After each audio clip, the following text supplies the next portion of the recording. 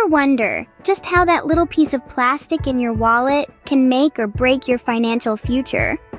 Well, the answer lies in the way you use your credit card.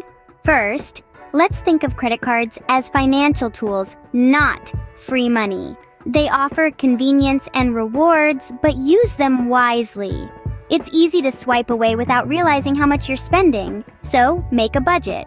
Know your limits. Stick to them. Next, always pay your balance in full each month. Imagine this scenario.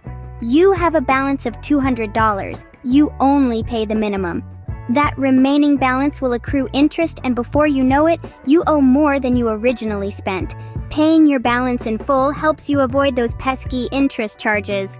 Another great strategy is to use your credit card for planned purchases.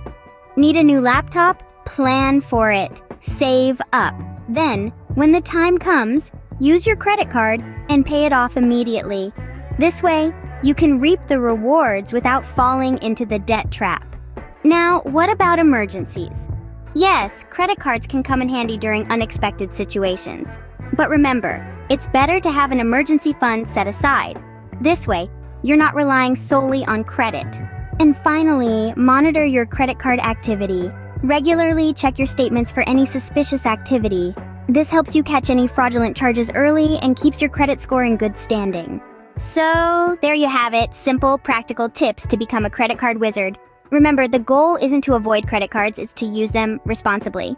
Before we part ways, remember to come back for more financial insights and tips. Like, subscribe, and turn on notifications. Thanks for watching.